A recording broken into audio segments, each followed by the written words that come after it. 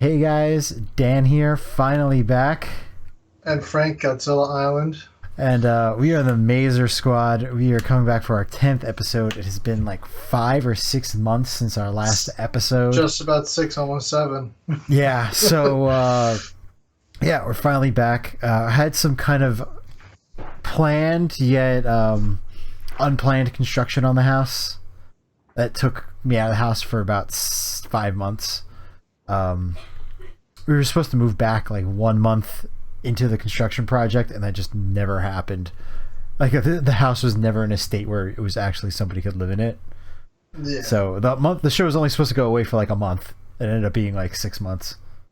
But we kept it going. We did a lot of YouTube videos, shorts, and we gained a lot of followers on it, so which is cool. So most of our subs probably aren't familiar with the podcast. Yeah, so this is going to be new for you guys. Yeah. It's pretty awesome. Yeah. So, yeah, I guess we'll get into it. Just want to let you guys know we are on like almost every single social media platform. So Twitter, TikTok, Instagram, Hive, Mastodon. I'm most active on Twitter. Facebook. Facebook. Yeah, Twitter is where it's at for us, though. Yeah. Like that's our main thing. Yeah, we post a lot, but we don't interact well. If you message us or comment on our stuff, we'll get back to you, but don't feel offended if you follow us and we're not following back on those platforms. Like I said, Twitter is like our main bread and butter. Twitter's the main. Instagram and Hive seem to be our other top two right now, and Facebook I'm maintaining pretty well. Yeah, hitting a lot of different groups out there. So yeah, if you're joining us for the first time, welcome. Yeah, and of course the YouTube channel, which is probably where you're listening to us, but if not, we're on every major podcast platform as well. All the links will be down in the description, so don't worry about that. Let's just get into the yeah, we have a link tree, but let's just get into the show itself, because I'm sure you guys don't want to hear us keep plugging stuff. And probably the biggest news that dropped, I mean, there was a lot of big news that dropped while we were out. It's been half a year, but Gamera Rebirth from Netflix, probably the biggest thing. It's one of those franchises that like, they're like, oh, it's not profitable, people don't really care about Gamera. I saw more hype around this than like any Godzilla project that's been announced in years. People went crazy for Gamera. As comicbook.com says, for every post, people were losing their minds. Yeah. And they really were this time. Yeah. Yeah, I mean... When I first saw it, I thought it was fake. Me too. I was like, what? I was like, this isn't real. No. And then I started looking on Twitter, and I saw it was on Netflix Twitter. Then I saw there was a whole official website page. I'm like, this is real. Yeah, it's real, and they've released more news about it. So I mean, if you were to guess what kaiju they were going to include, I mean, you would have never guessed the Gauss were going to be involved. But man, that was a big drop apparently to people. I don't know why people were so surprised. That's like saying that King-Ohger is going to be in a Godzilla project. Yeah. I mean, it's just at this point, it's the same equivalent. And people are like speculating on, like, they said there's going to be 4 kaiju in the series. I don't know. I don't know where that 6. I think it's 6. Oh, so there's 4 more to be announced. Oh no, 5 more to be announced. Oh, okay. Gamera doesn't count as one. Oh, he doesn't count. I believe it's called Gamera versus 5 or 6 kaiju. I believe that's what it is. Yeah, but I'm like, everyone's like has like their wish list of. This is what I don't understand. Everyone has their wish list of like what kaiju they want to be in it, and all of it is Showa era stuff. Meanwhile, people always dump on the Showa era movies and love the Heisei ones. I haven't seen a single person be like, "Oh, I want to see a modern Iris or something." I would want to see the modern ones in a sequel series. Like I feel like you should start with Showa first and then work your way to the modern ones. Yeah. Because the modern ones were like Iris was like a lot of the modern kaiju were kind of OP, and even I don't remember his name in Gamera the Brave. He was kind of dangerous too. Yeah. The lizard guy, I'm going to be honest, I've only seen that movie once, and I probably should watch it again, because it was really good when I saw it, but I don't know, just have so much to watch, so much comics. I know, it's hard to go back to stuff sometimes. Yeah, before I cleaned up the shelf behind me, there was just a pile of comics and mangas that I'd need to read. Yeah, and I But I had to mean, make it presentable. in my 5 months off, I really didn't get to catch up on much reading either. Yeah. It's like I didn't have time to do anything. So, but yeah, I mean, that's going to be Yeah. an exciting series, and you know, it seems like we're getting a steady bit of news for it. Not a lot, but they're Yeah. kind of slowly. The other Netflix series that have been announced, Ultraman, the new anime movie, not the final season. That we got a screenshot, nothing else. Kong, Yeah. we got a screenshot, nothing else Nothing except else. for we're working on it and the animation is going to be really good. And they're Yeah. letting us work on it and not going to Yeah. pull the plug on it. Yeah. And then the Ultraman final season is coming out. Yeah.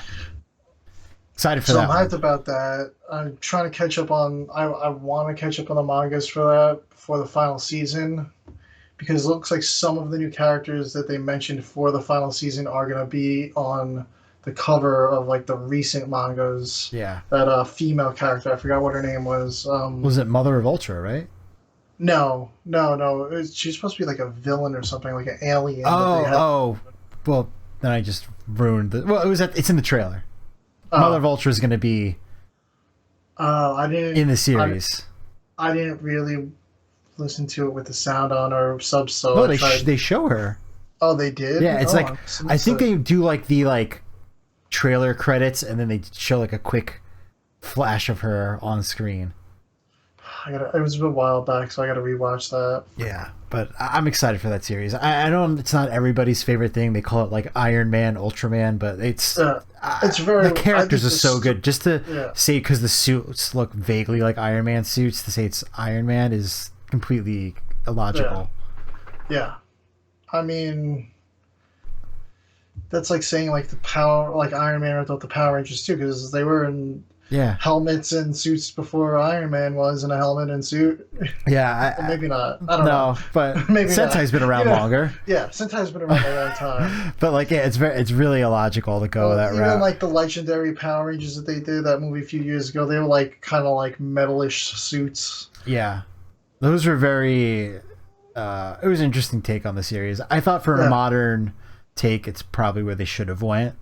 I thought it was really good. It would have done well, I think, better as a TV series. Honestly, It would have like I could see Netflix putting out a show like that. It would have been better as a TV series, but it also would have been better if it came out 3 or 4 years later, because Yeah. I feel like people weren't ready for it Yeah, as much. Like when I got because there's all of a sudden been like a boom of like availability Yeah. for this stuff too. Like so when I the got fan base is growing. when I got back into Power Rangers was probably about 5 years ago, I want to say.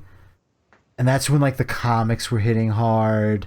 They had Hyperforce on Twitch. Like they were like that was like the height of the fan base, I felt like.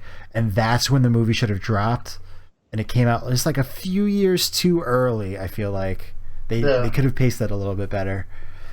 But that's like the story of the whole Power Rangers franchise. they jumped the gun too early. Yeah.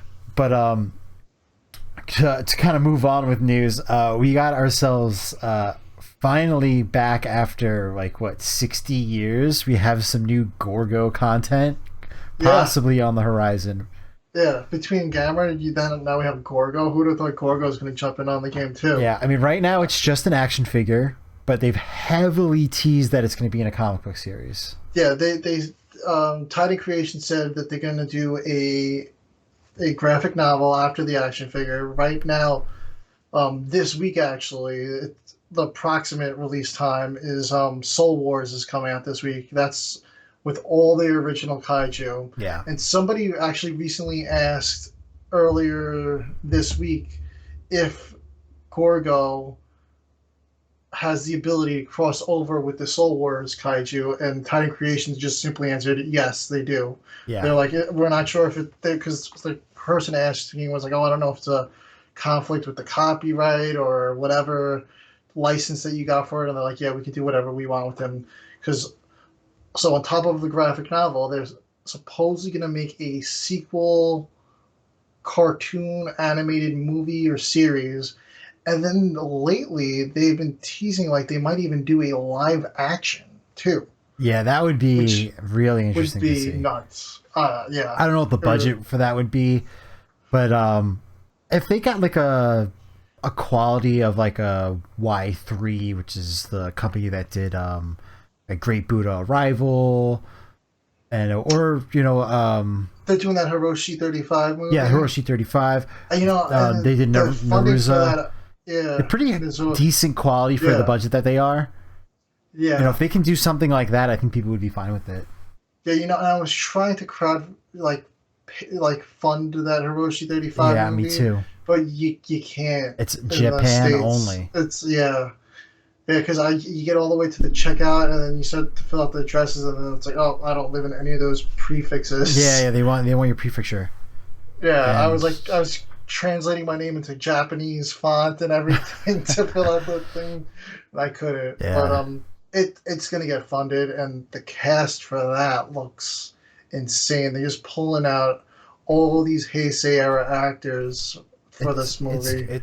They put in a lot of work over there. Yeah, I think it's going to be really good. They say it's going to run about like 40 to 60 minutes. It's not going to go over an hour. It's a short film, but it's still a nice size film. It's like you said, along the lines of Nazora and Great Buddha Arrival. Yeah. So I'm excited for that. No, definitely. Yeah. And yeah, there's just a lot going on over this break. Troll was a great movie. We'll probably go back to that eventually. Yeah. I believe a sequel to that's been greenlit. I know you haven't got to watch it yet, right? No, I haven't had the time. It was really good. I really enjoyed that movie. It's probably one of the most fun I've had with a movie in a while. Yeah, I'm gonna have to get time to sit down and watch a movie. Yeah. And then what else we got going on? We got Kong's 90th anniversary is creeping up on us. April 7th. And I'm getting a little surprised with the lack of announcements for stuff. Yeah, it's weird because they did that Blu-ray printing for the Warner Brothers collection. When was that? Back in. It was in the summer. It was in August. It was in the summer, yeah. And then they did a reprint. And I thought that was going to be. That's all they've really done. And yeah, we got a Kong Lives Blu-ray. Yeah, we got the Kong Lives Blu-ray now from Warner Brothers. Yeah, it's not Warner Brothers. Yeah. Yeah. And we got a review of that on our channel if you guys want to check that out. Yeah.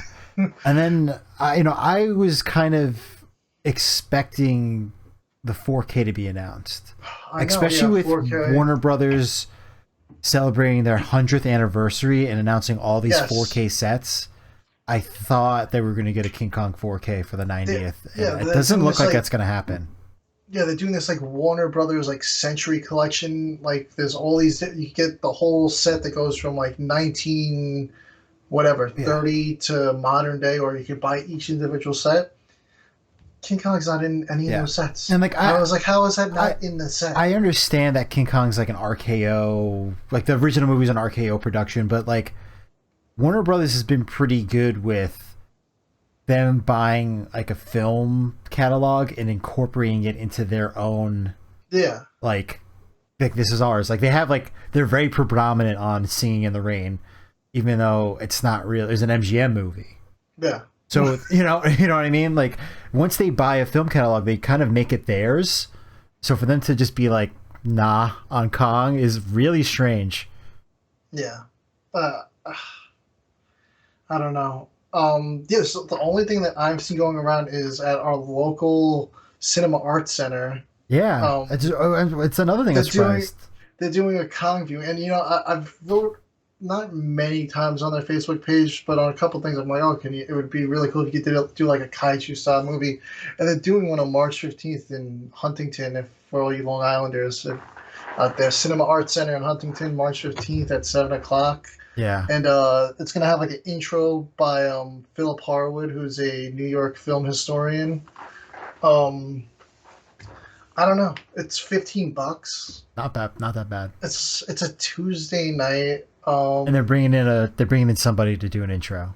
So Yeah, I might consider going. I got to see how the schedule is. It's been nuts the last couple of weeks. yeah, it's hard to find time. Yeah, but Um, I would love to go, but I don't know if I'm gonna be able to make it. We'll see. yeah, it's the Ides of March. Yeah. Oh yeah. But just some quick Sentai and Power Rangers news. We have 6th and 7th Ranger reveals. Well, kind of reveals. Yeah. So for King-Ohger Sentai, they've had a toy leak. So it's gonna It's be like a purplish ranger. yeah. So we're gonna have silver, red, black, blue, yellow, purple. I believe And like that's. yeah. I forgot what the yeah. And then the rumor is that Cosmic Fury is gonna be getting an Orange Ranger. Yes, it's gonna be. I forgot.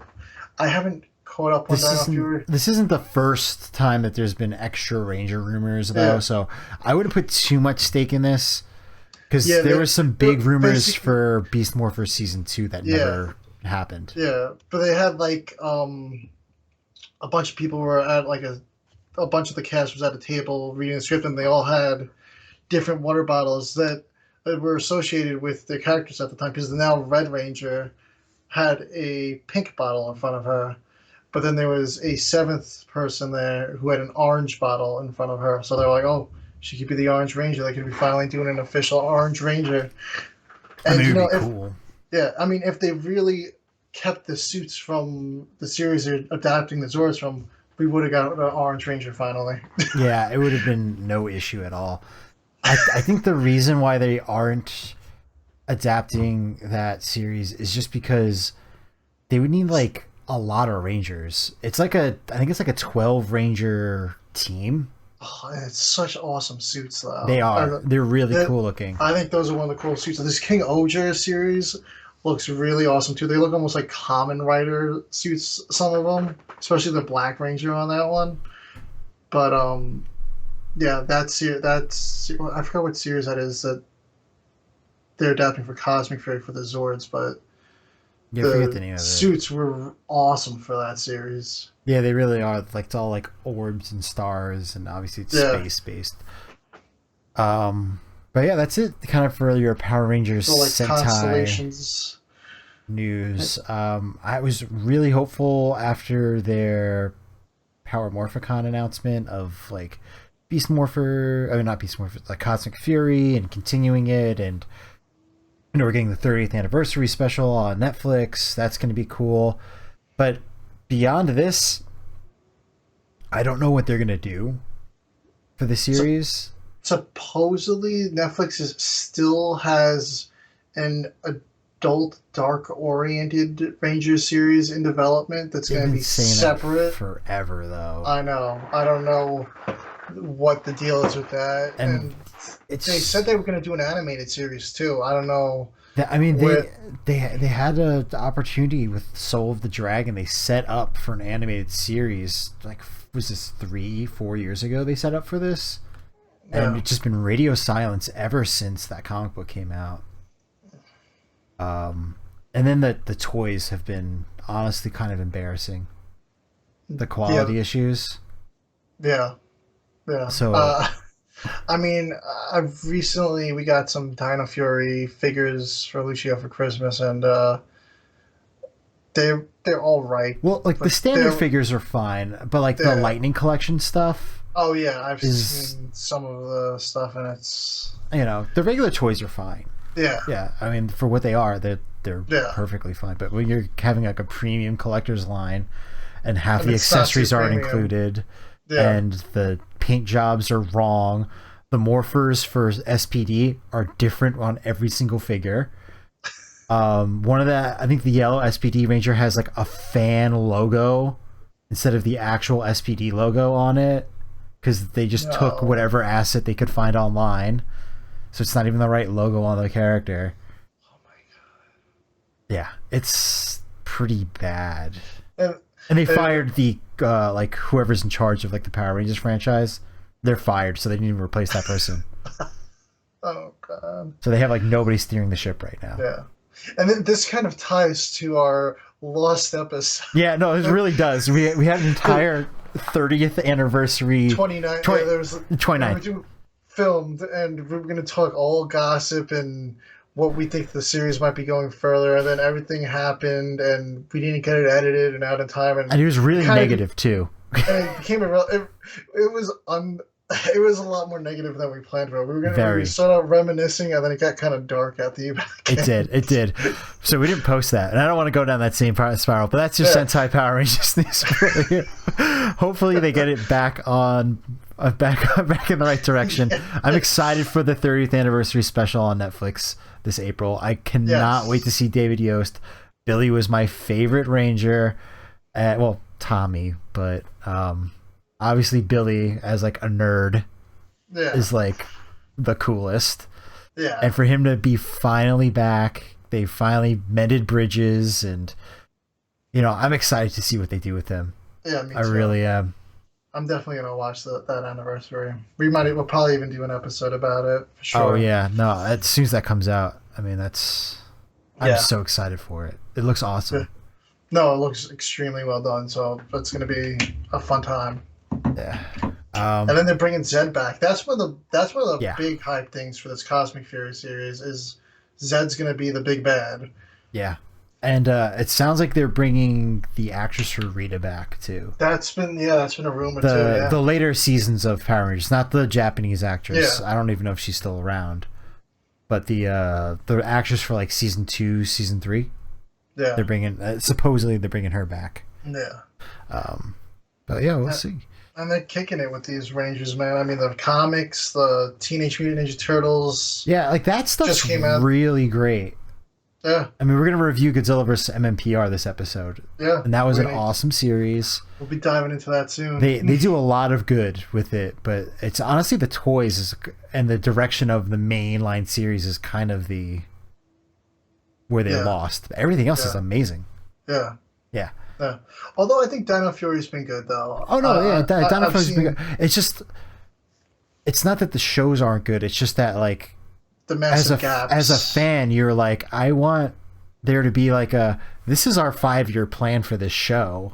Yeah. And like we plan on keeping this alive.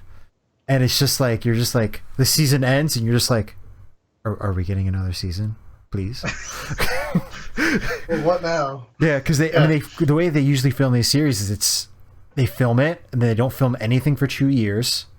And they just live off of that one recording that they did for 2 years, and then they're like, okay, is it time to film another season? Are we gonna do this? But anyway, back to like our probably kind of like our bread and butter for the our first run of the podcast, and that's Shin Universe news. And we got 2 Shin Kamen Rider things coming up. The movie's coming out in March. It's coming out next month, and I mean, I'm super hyped. I was trying to do the math and figure it out when we might actually get it in the States at a Fathom events like we did for Shin Ultraman. And if it's around the same gap, we should be seeing it in theaters at a Fathom event sometime in October. I'm just going based off when Shin Ultraman was released in Japan and we got the Fathom here. And that was about the gap. I think another issue is working on a dub. You have to get a dub made, and just who's gonna do it has been an issue. It's not. I don't think Crunchyroll's interested. If it's not Godzilla, they're not interested, so they're not picking it up. So I don't even know the name of the company that did this one. They did a good job though. Yeah, no. And we're getting the Blu-ray. It was one of the first dubbed things I've watched in a while, and Shin Ultraman took me 5 minutes to kind of for my brain to sink in with the dub. At first I'm like, oh man, this is really weird, but then I was good. Yeah, no, dub content, you just get used to it. I mean, they've gotten really good with it now, matching the lip flaps and stuff like that. So it's pretty decent. I thought it was a good dub. I'm not getting into our Shin Ultraman review right now anyway, but Blu-ray's coming out with MVD, who they usually do more classic movies, but I know they do good work. So I'm excited for that one. Yeah. And on top of the Shin Kamen Rider movie coming out in March 18th, you can pre-order now. It's on Play Asia for an English version, and that's SD Shin Kamen Rider. It's like a chibi beat 'em up game. Yeah, it looks like a Double Dragons, but you play as Kamen. And it's only $25, which isn't bad. And it's after shipping, it's like 32. That's for the physical version. It's also going to be on the eShop on the Nintendo Switch. It gave me very like Newgrounds Flash game vibes, but in a good way. Yeah. No, it looks like a super fun game. I think I'm going to play the hell out of that game. Yeah. I hope they have like different costumes that you can unlock and stuff. That would be really cool. Yeah. No, I'm excited for that. That actually looks like an extremely fun game. And I've played Giga Bash, Sonar Break. That's been awesome. When the Godzilla pack came out, I downloaded it that day. Like, I have been holding out on Giga Bash for so long because I'm like, I want a physical copy. And I don't know if it's ever going to happen. I'm surprised. They announced last week that they're working on it for the Switch and Xbox. So maybe when they release it for that, they'll do like a complete edition with the Godzilla DLC, and maybe by then there'll be more DLC. I'm surprised with them getting the Godzilla license that they didn't like in tandem announce a physical version with that on it. Yeah, because I thought that was going to be like hey, this is the like kaiju fighting game. Yeah. But it's a great game though.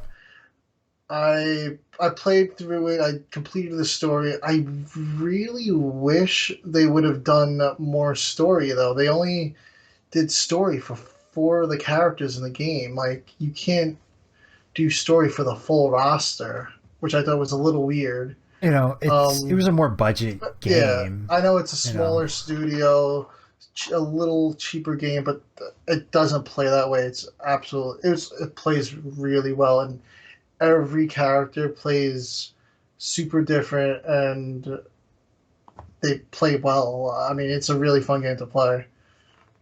Yeah. And, yeah. No, it's been good. Yeah. And I guess if we're going to continue Kamen Rider news, there has been like a slew of media releases of Kamen Rider. Yeah. And it looks like there's kind of like 2 wings now. So it looks like we have Shout putting out their newer series. And by newer, I mean like after the year 2000. So like we have Zero, we got Ryuki. What's the other one? It's Kuga? Kuga, yep. Kuga. So they seem to be doing those series. Yes. I think Zero's the newest one. No, Ryuki. Well, I mean, like as far as release. Yes. That's only like 2019. Television date. It's very recent, yeah. Yeah. The other ones are a little bit older. Ryuki is the one that they used for Dragon Knight, correct? Yes. Yeah. So, I mean, it's a pretty cool series. As far from what I can remember, it's kind of like a tournament type of thing, if I'm remembering the plot of it correctly. It's supposedly a lot of... It's like Hunger Games almost. We call it Hunger Games meets Kamen Rider. Yeah. It's like the last rider standing. There can only be one.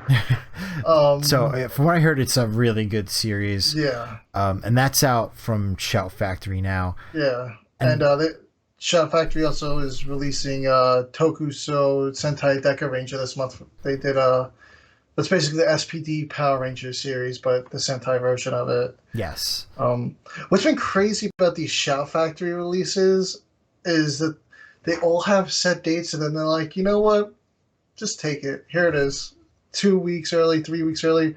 And the Ryuki set, that came out not super early. It came out like a week early, but the Deca Ranger set, that was like 2 weeks early.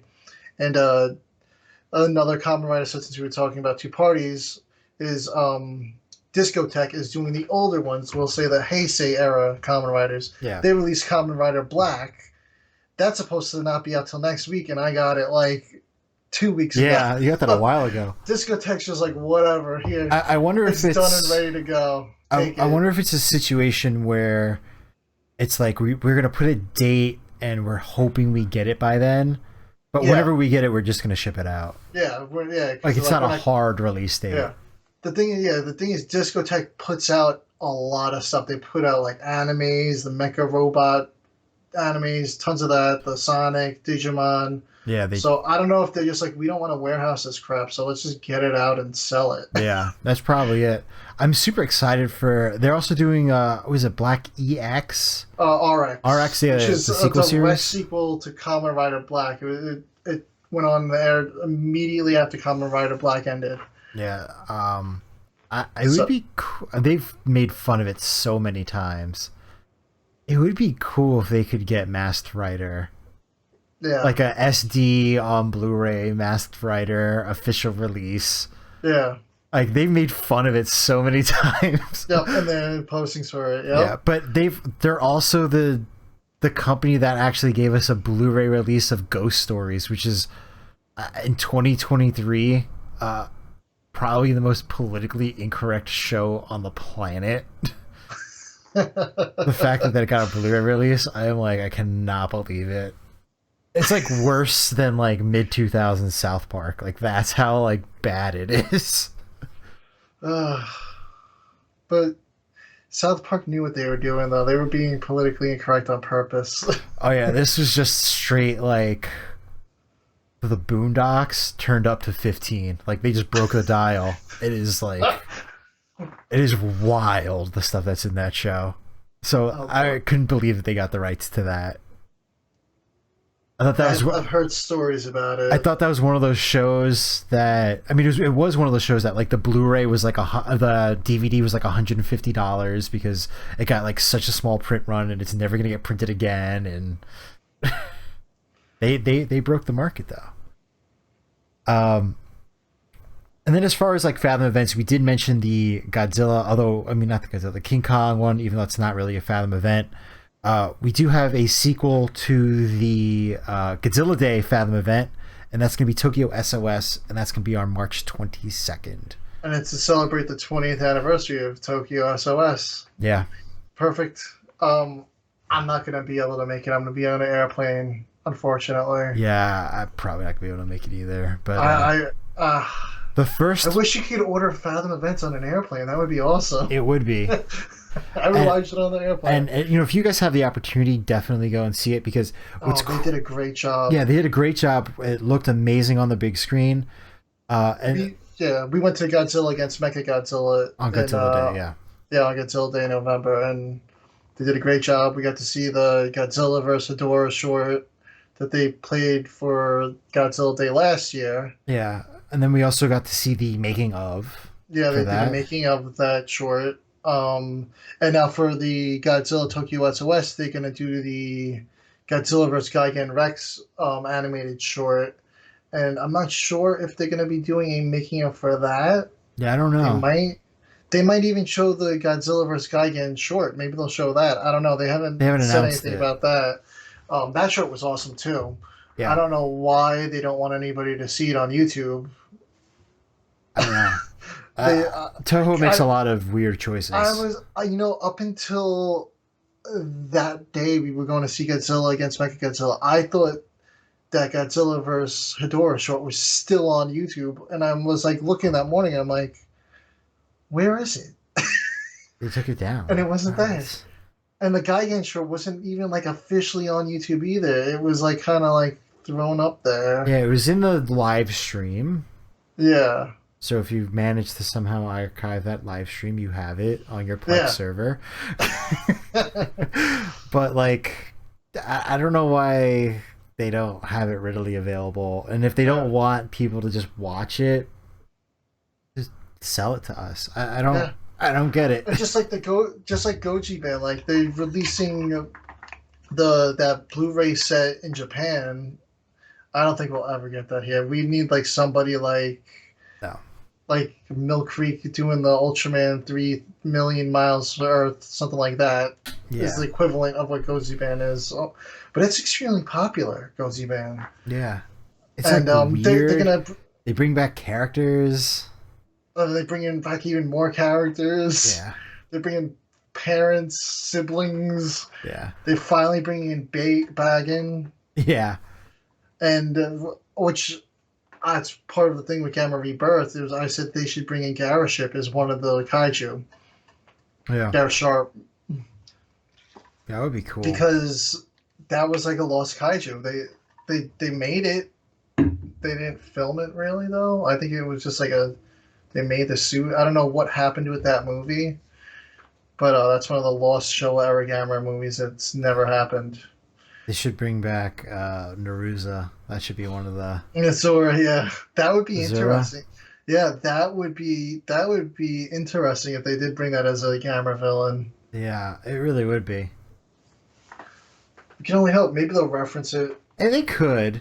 Yeah. I think it would be cute if they did that. I don't know how many people would get it, but I think some people would. Yeah, I think some people would. If you're a big fan, you would. Just kind of like in Singular Point was like packed with tons of references and stuff, even in the credits.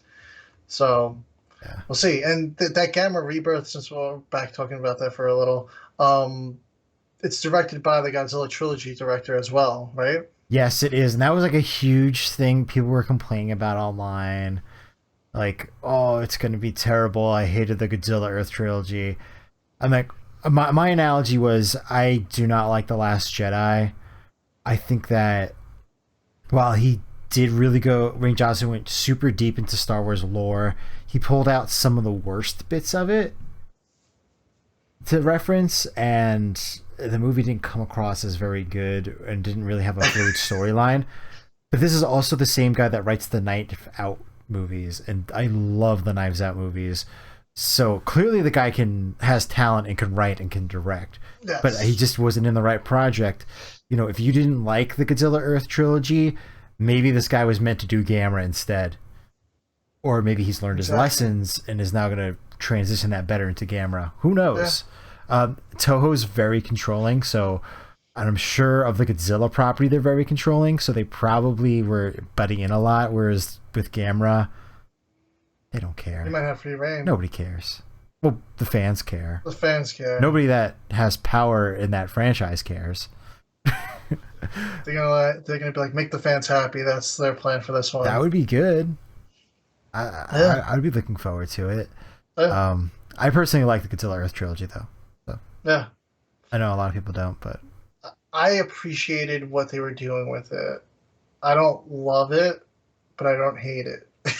Yeah, you know, I think it deserves a re.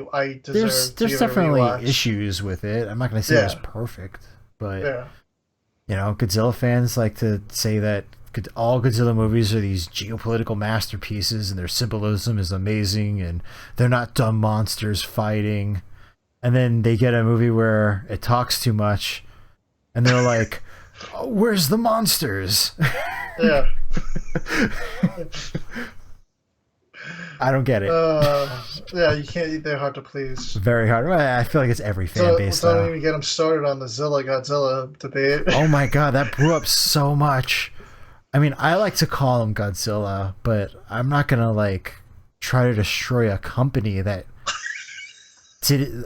They don't have the license to call him Godzilla anymore. That's why it's called Zilla. Yeah. The license to call him Godzilla 98 doesn't exist anymore. Yeah. So it has to be Zilla. Yeah. Get over it. Like, I still call him Godzilla. Yeah. Yeah. But I don't get angry when people call him Zilla.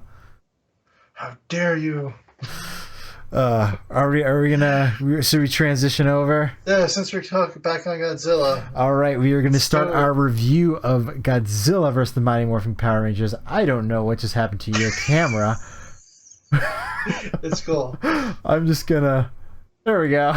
Yeah. I'm just gonna do that real quick. All right. But yeah, finally we're gonna do our conclusion of the series issue number 5 was long overdue. long overdue review. But the issue, I think, it did have like a 2-month gap between. Yeah, this is the between the 4th and 5th was like a month and a half, so it wasn't too long. Yeah. It's a pretty straightforward issue. I mean, it picks up right where issue 4 left off, and it's just Rita's monsters are fighting King Ghidorah. the Rangers are fighting King Ghidorah. Nobody can kind of stand a chance, and the monster's like, "Whose side are we on?" Um, and then Rita's like, "Do we even have any more monsters to fight this thing?" And Finster's like, "Nope." And she's like, Yeah. "What the hell?" Yeah, no, she's like, why can't she's like, can our monsters defeat him? And he's like, well, he beat the Power Rangers and Godzilla, so, and she's like, don't answer my questions. Yes, she's like, "How dare you answer my questions?" Yeah, and then the aliens are like, "We told you not to do this." And while this is all going on, Tommy jumps out of the ship. He like smashes a window open, dives out, and summons the Dragon Zord. Yeah. And the rest of the Rangers like, "Yo, Tommy's back!" So they can bind to make the what is it, the Ultimate Megazord? Yeah, the Ultra Megazord. Yeah, and they join Actually, it's in on the fight. the Dragon Megazord. The Ultra Megazord is when they also have Tyrannus too, that little chariot thing. Yeah, so they're all teamed up, and now Rita's monster's like out of the picture now. Yeah, so they're knocked out. Yeah, they're like, yeah, we're screwed, and they pretty much they beat King Ghidorah really quick. Like they hit Ghidorah with a massive blast, and Godzilla jumps in with his radioactive breath, take him down, and the body drops and just looks charred. Like they like cooked that. Oh yeah, no, he's done. It was a very quick conclusion. Yeah, but it was. You know, it's 5-issue series. They got to wrap it up quick. Yeah. Yeah. And that's kind of like it for the fight there. Then it cuts back to the ship again, and the alien's like, "Oh crap, we're screwed." And Vito's like, "Oh man, we should probably get out of here." And Godzilla hits the ship with his atomic breath. The ship like tilts, starts falling out of the sky. Rita trips and she drops her staff that had that multi-dimensional stone or whatever it was. And she's like, "Oh man, it cracked." She's like, "I wonder if it still works." And they're like, "Yeah, the ship's going down. We don't want to be here to go with it." So she goes, boom, warps everybody out of there, and ship crashes. Then Godzilla turns his sight back on the Rangers, and the Rangers are like, "Yo, we just teamed up." And they're like, "Well, we're the last threat left to this planet and Godzilla." So they're about to fight him, and then Zordon kind of like reestablishes connection with him, and it's like, "Yo, you got Tommy back. Get out of there." So he warps him out, and they leave Godzilla to a destroyed planet by the Zalians, and the Zalians are like, "Oh, we can still recover and take this planet." And then Godzilla just crushes their ship, and they're done. Yeah, and then it does a quick cut back to with Zordon. They kind of just wrap it up real quick. Nothing really major happens. But then we get a glimpse of Rita, and she's stuck between dimensions. And we get kind of, we can see up here at the top, glimpses into other dimensions, other multiverses. So they tease Draken, they tease the Showa Godzilla. GMK, Millennium. Yeah, GMK, Millennium. And then they also tease RPM and Dino Charge. I don't know if they probably are teasing a sequel series or hoping for a sequel series. Yeah. But basically all they've shown is like the known, these are happening in a different dimension stories. Yeah. So like we know Dino Charge is its own multiverse because Power Rangers is a multiversal franchise. RPM is its own timeline. It's like where the world ends. Yeah. It's like post-apocalyptic. Yeah. And then Showa is obviously not with Heisei. GMK is its own thing. Millennium's its own thing.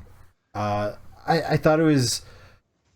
I guess like the Godzilla that was in this series was like an amalgamation of like Heisei. I would say so, yeah. And like maybe a little bit of Millennium, but kind of like its own Godzilla. Yeah. They pulled Kaiju from all over the timeline, so yes, that's for sure. It's really like an amalgamation Godzilla. But they tease Draken, which who knows? I mean, if we're gonna do some speculation on a sequel series, there's a couple different ways that they can go with this. I think you could definitely do a Draken with like his own Mechagodzilla like Zord thing. That would be better. Or like there's a Mechagodzilla and his Zord fuses with it. You could always do something like that. That'd be awesome. You could definitely do Zed now. Maybe Zed bumps into like the Zillions or I forget what is it, the Keylocks? Yes. Oh, that's from Final. That's from Destroy All Monsters. What's the one from the first Mechagodzilla movie? I forget the name of those ones. I believe they are called. They're called the. I wanted to say they're called the Black Hole Aliens. They are. I think that is what they're called because they're loosely based off of the main villain of Spectrum Man. Yeah. They would be a cool one because you don't get to see them very often. No. That's what I said recently in one of my, I believe it was one of the All Hail the King reviews, or it might have even been the Godzilla vs. Ghidorah Rivals review, that although those aliens are iconic, I'd like to see some different aliens in the comics. Yeah. I mean, I feel like it's always the same aliens in King Ghidorah. It is always King Ghidorah. I'm sick of King Ghidorah. To be honest with you, I mean, it's like there's so many cool villains, and they always go back to King Ghidorah as like the big bad final guy. We never get Destroyer, we never get Biollante. We did get Biollante for the Godzilla Monsters Protectors Rise Up. That was the first arc, actually. Oh, it was? Okay, so okay, well, we did then. And we're getting Destroyer versus Biollante. We are but they don't use them as like villains, though. No, I know what you mean. I feel like Destroyer doesn't get enough respect. Yeah, they did have just Destroyer like Batra. He was in Rulers of Earth, but like he wasn't. Yeah, you're right. Not the main villain. Yeah, never a main villain. Mechagodzilla would be cool, but also he's also kind of overplayed, but not as much as Ghidorah. Yeah. I understand there's like just not as many like big bads in Godzilla, but maybe do Space Godzilla or something. I don't know. Yeah. I think Space Godzilla is probably like the least popular of the Heisei movies. It is, but the design is popular. The design's awesome. The design's popular, and just because it isn't produced well doesn't mean that you can't fit him into a different franchise and make him cool. Yeah. One of the recent takes on Twitter on Space Godzilla was cracking me up. Somebody was like, "Oh, Space Godzilla. Describe the Space Godzilla. Oh, Uncle shows up to Earth to kidnap his nephew and tries to kill his brother." I was like, and then redecorates Earth with crystals. So it's like the first arc of Dragon Ball Z. Yeah.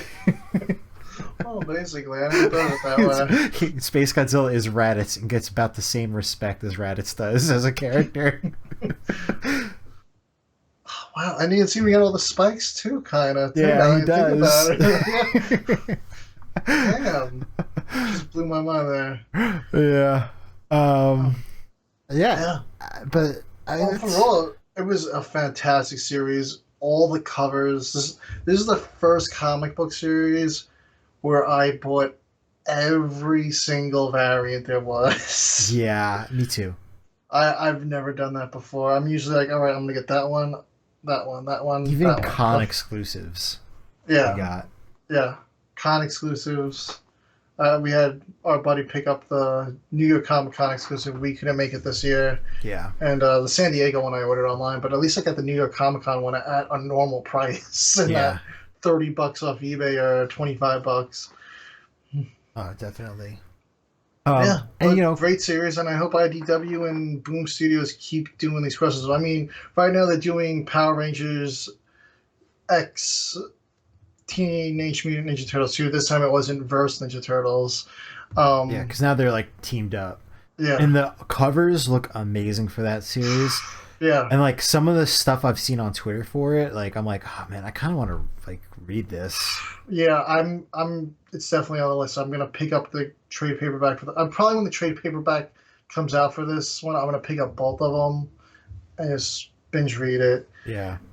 I'm glad that did not commit to picking up the variants for this, because there is like Too Every many. issue, there's like 8 variants for every issue. Way If they too did that with many. Godzilla, I would be broke. I would have spent like $1,000 in I comics. probably wouldn't have done it. Honestly probably would have just bought digital and got the trade paperback. Yeah, yeah, Um, yeah. So speaking of, are we moving on? yeah. We can move on. All right, your camera might go weird again. Let's see what happens. Yeah, it Let's does. get weird. All right, I'm gonna have to fix that in future episodes. It's been 6 months. Yeah. But we have our review of Stomped issue number 3. We were supposed to do this way back before we did issue 1, we did issue 2. We were even talking to Ross about coming on the show to promote issue 4, but then everything happened and we weren't doing shows anymore at the time and we couldn't have him on, unfortunately. But when he comes back for issue 5, or maybe the trade paperback collection, Trade paper, we'll yeah. definitely talk to him. Yeah, trade paperback collection, or We absolutely wanna talk to him. also teasing the Accordion team up series is Yes. also, I think that's going to supposedly out next year or late this year. Yeah, That might be the project for that. Yeah, I mean, issue 4 is coming like pretty soon. I think, Yeah, it should be out soon. Yeah, I think we should be getting that delivered like in the next few weeks. Honestly, next month or so. I would say by the end of March. Yeah, no, We might have it. He sounded like he just got the first the trial print. trial print, so soon. Yeah, soonish. Figure Aprilish. Yeah, I'm not gonna. I think that should I'm not be- giving out deadlines for his. For his stuff. project. We're just eager We're fans. speculating. We're just fans that want the next issue because this is an awesome series. It's probably one of those I would say it's a cornerstone of like the indie kaiju market right now. It's so good. And the way it's kind of like adapted over like the last couple issues, like you can see it like there's been some pivots creatively, but not in a bad way. Like it's just been like, oh, like we didn't expect the franchise to go this way. Like it just got super popular. Yeah. I mean, I got in on it with issue 3 is like when I joined up with the Kickstarter. So issue 1 and 2 were out already. And when I started reading issue 1, I was like, oh my God, this is good. And then I read issue 2 the next day, 3 the next day. I was like, wow. Yeah, I mean, I got the digital pack. Super hooked. And then I went and I bought, the King-Ohger series still on digital. Yeah, I got the digital pack at first because I was like, I don't want to commit to a physical series. And, I'm low on space. And then when the 4th one came out, I was like, all right, I'm getting all 3. I'm getting all 4 issues physical. No, you got to do it. It's so good. Yeah, and the work that goes into the series has been absolutely excellent. Yeah. So far I've only seen these comics digitally, but I'm like really interested because even like the shot I used of this one, like I'm like zooming in on like the art and stuff like that. It's just like so good.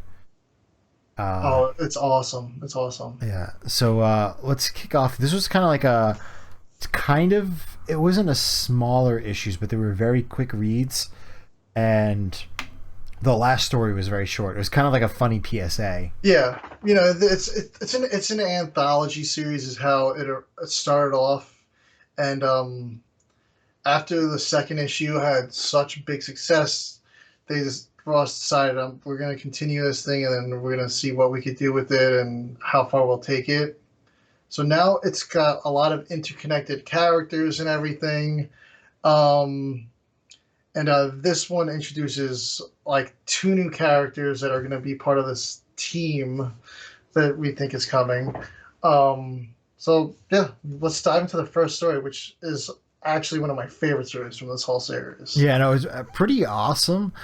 So it's called Eye for an Eye, and it's essentially about there's this kaiju that's going to be destroyed because it's leaving the city that's been rampaging in. So if these scientists want to do research on it, they only have 1 hour left. And they're going to nuke the thing. Yeah, they're going to nuke it, so there's going to be nothing left. So it kind of starts off where it's just like, hey, they're all different scientists from different places, but they're all on the same airplane together. Airplane. And as you've very creatively put in our notes, they have an awesome Power Rangers reference in it because they all skydive out, just like in the Power And on Rangers top movie. of that, the pilot even calls them like science. They're like, "Oh, you're a special science rangers" or something like that, and they're all skydiving out like the Power Rangers movie. And every single one of them is a different Power Ranger color skydiving. And they have wingsuits, pink, yellow, red, black, green, purple, and blue. Yeah. So Power Rangers, essentially. And so you know what? The purple, technically, in the Power Ranger comic books or somewhere, Bulk, wasn't he a Purple Ranger? Yeah, Bulk was like the Purple So Ranger. Bulk was in the intro to the Power Rangers movie. So There are technically, other Purple Rangers in other series, but I know Bulk was like the Purple Ranger. So technically, boom! That's like one of my favorite things about the story is that opening Power Rangers, and it's one of the coolest things about the Power Ranger movie too. Is that opening? It's one of the best openings to any movie, actually. It's really awesome. And the funny thing about that movie is just like the fact that we all just took for granted like what Angel Grove is. It's just like when you think of like the Power Rangers series, it's a park. Angel Grove is a park with a school, a major city, and now places where you can skydive, and it's got a giant lakeside like oceanside fireworks display and baseball park, and like like it doesn't make any sense. It's a metropolis. It is. But back to the story. Back to the story. So we're introduced to the main character of the story. That's Dr. Sophia Zalvalez. Very bad with names. Zalvalez. I'm very, very bad with names. And she has a like one of those I don't know exactly what it's called. It's a prosthetic, but it's like it's not a hook, it's like a clamp. And you get a kind of a shot of her getting her arm bit off by a hippo. Yeah, she's a veterinarian, and she had an intern that day. They tripped and they were blindsided by the hippo, and she lost an arm. Yeah. So you know, she's like, I know, like very good spirits, very good energy from her. She's like bubbly, kind of talking with people. And then we have Dr. Karloff, which is not their real name. And they're wearing the green suit because they're the evil ranger. Exactly. So what's kind of cool about this, though, is that like the other characters, you kind of get invested into like, oh, like, you know, these are all like really, really cool doctors. They have nice personality. And it immediately goes to like Red Wedding. Oh my god! Situation. Yeah. It's just a mess. So they're all skydiving out of it. Right off the bat, the kaiju looks up and sees the black suited scientist, and just like frog tongues him, sucks him, and eat him instantly. And they're like, "Oh no, that's not good." And then they're just like wingsuiting down. They don't even actually have parachutes, I believe. And they're like, yeah, the wingsuits help slow us down, but like we're basically flying into a cement wall by flying into this thing. So all of them have like really messy landings. So like, the pink gets eaten by a parasite that's on the kaiju, and then the red trips, but then the green steals his sample that he had managed to pick up, and he's like stuck hanging off. He's like, "Pull me up," and the green just cuts his rope and just lets him fall. And yeah, so right off the bat, it's a mess. And Sophia sees all this going down, so she's like, I'm just gonna go to the ground and get to safety. She gets to the ground and she sees, she finds the pink. He survived, even though he got his leg bit off by the parasite. And she's like, let me go find you a stick that you can walk on. And she's like, it does not look good for him though. So she goes, looks for the stick, comes back, he's dead. He bled out. He lost a leg. And she goes wandering off again, and she sees Dr. Karloff, and she off the the red scientist, and she also found the yellow scientist shot in the head. So Dr. Karloff's got some sketchy stuff going on. She's taking the samples for herself, and she's on the phone with somebody saying, "I got the samples. I'll meet you at the extraction point." So she's totally not for the team at all. No. So we know, already set up in this series, that black market kaiju tissue samples are really sought after because the pharmaceutical companies use them, and I guess they're just like like anything's there's the black market for it. So that's what she's probably doing, whether it's like illegal research or something like that. And even though that's kind of like the end of the story, Sophia runs into who she ended up running into. She survives. She survives. Yeah, who did she run into? The Blue? I don't remember. She runs into one of the other scientists. Yeah, I forgot which color now. I didn't write it in my notes though. And they kind of just get to safety rather quickly, and they kind of just watch the kaiju get blown to bits. Yeah. And the kaiju design was awesome. It kind of reminded me of like Varan crossed with like a mantis kind of. It had like a lot going on. No, here's an awesome design. I'd say that's the one that's above us right now. But one of the things I liked about this story was that like the characters were so with very very little setup. We kind of got attached to all these characters, like a lot of the characters. Yeah, I thought the funny one of these characters was the pink one, and I think his name was Wilson Frank, I believe his name was, and I feel like he had like the crooked nose. Oh, it was 100% Owen Wilson. Yes. Yeah. I was like, oh, is that why he's got the Wilson? I think he modeled him after Owen Wilson. Oh, he was like 100% Owen Wilson. Even if it wasn't intentional, it's Owen Wilson. I really would have loved if he would have gave a wow when she gave the story about getting her arm bit off by Wow. Yeah. So at the end of the comic book, they show like concept art and stuff like that. So we know she's going to be in the team with Kim, and she has like a bionic arm now. Oh, yeah. It's not teased at the end of this issue, though. No. So I guess it's going to be in issue 4. We're going to see like what's going on with that. Yeah. I hope so. Yeah, and then the next story, which is the long jump, sets up our next character, and I feel like she's gonna be like the number 2 on the team. Like I feel like she's gonna be like the Raphael. Yeah. You know what I mean? Yeah. She. If you read the post notes, she's set up to be super similar to Kim, to the point where they can either be best friends or absolutely hate each other because of the competition. Like they're rivals is almost. The peacemaker. Yeah. Yeah. She does exactly what I do. But better. So we don't really get to see her in action yet, but let's get into that. This long jump story. We have our long jumper Daria above us. It opens up. She's training. And they're like, oh, you just broke a record. You just broke an Olympic record. And she's just training. And then she's in the gym on a treadmill. And the news report of when Kim first appeared to defeat that kaiju back from issue 1. Yeah, it was back in issue 1. Issue 1. All the way back in issue 1, comes up on screen. And she's training for the Olympics. And she gets like pissed and throws her bottle at the screen. Yeah, because like, if somebody can literally jump as high as a building, how is she going to say that she's a world record long jump holder? Yes. Like how could you even? Yeah. She said so. The Olympics are pointless now. Yeah, they're like, oh, they go. I guess the Olympics are canceled, and then she kind of like goes on like a bender and just is like hitting clubs, drinking, doing drugs. Yeah, sex, drugs, and rock and roll. She's living a hard literally getting and she had like nice colorful flower tattoos. She's like all blacked out tats now, chest piece, everything. Yeah.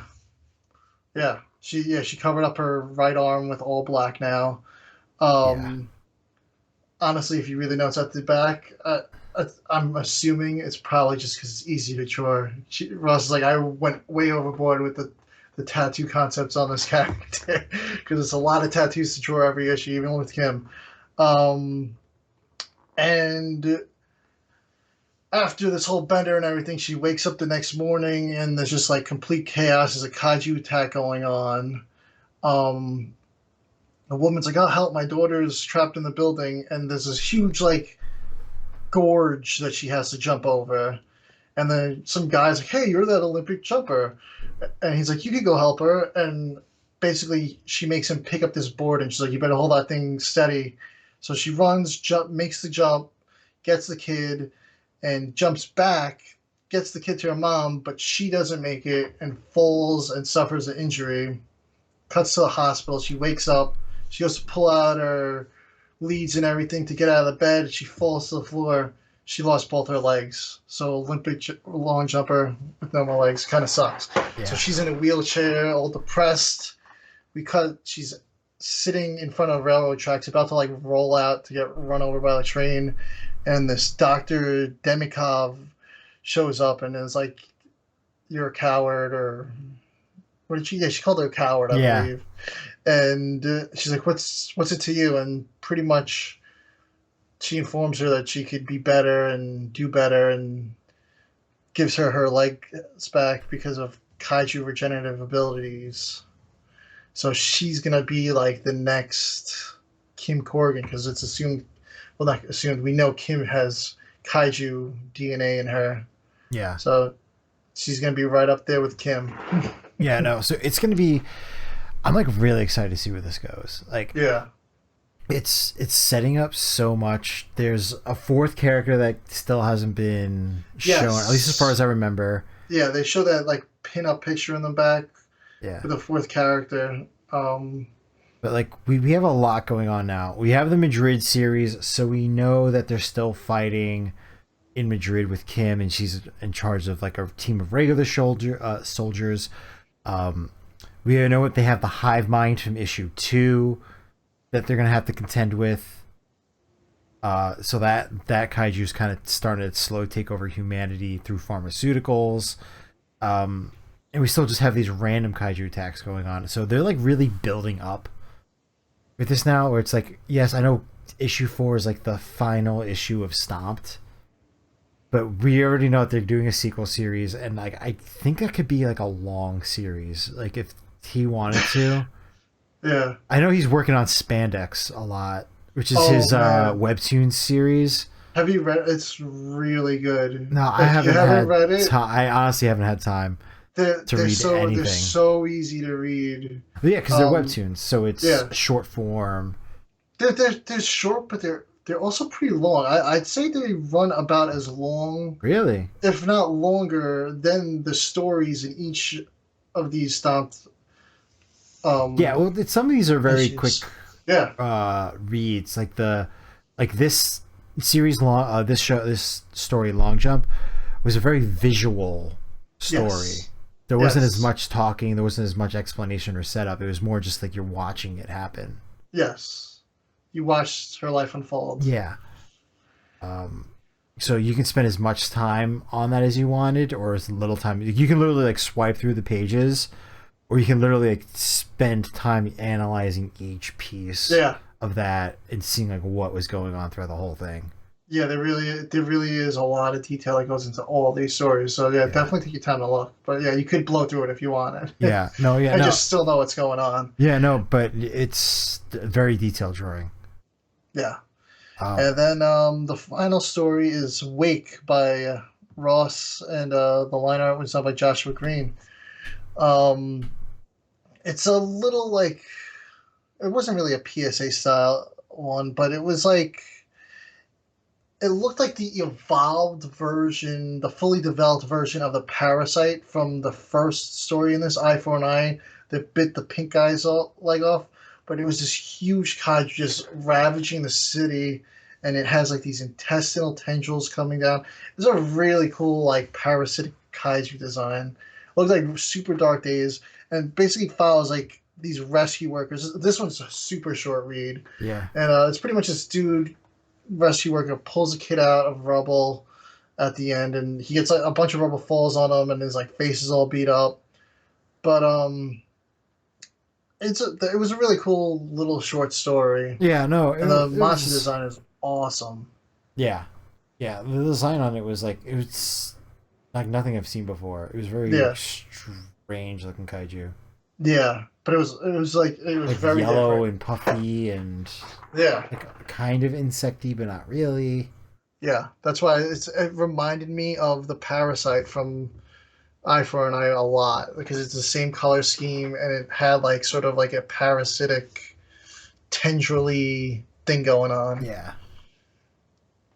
But yeah, I mean that kind of wraps up Stomped issue 3, and there was a lot more in the concept art. Like, Yeah. if you like look to see like how many times like there was like a revision on the design of Daria, Yes. Oh and boy. like kind of like like in the pinup art, like the teases for what was to come.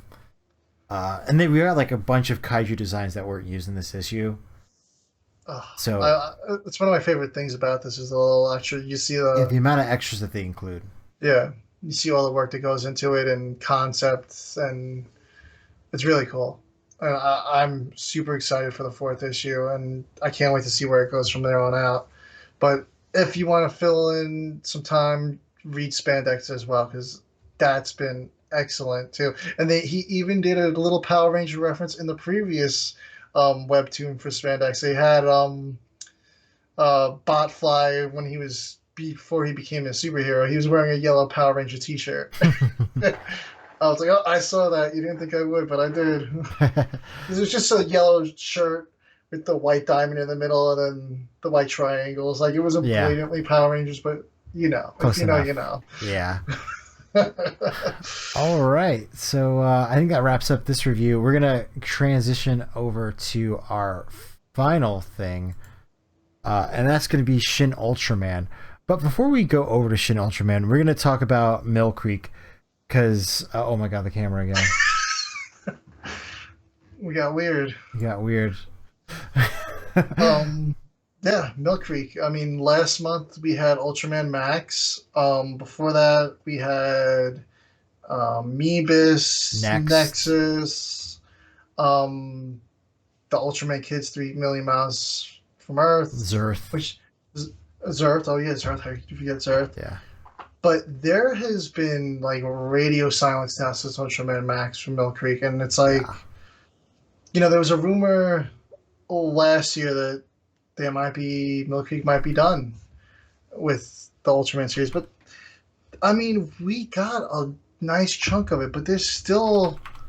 I have a list in front of me right now, and we still got a good amount of stuff that we could get. I mean, the most recent series they did is RB, so that's 2018. We still have Taiga from 2019, ZZ from 2020, Triger 2021, and then of course Decker was just this year.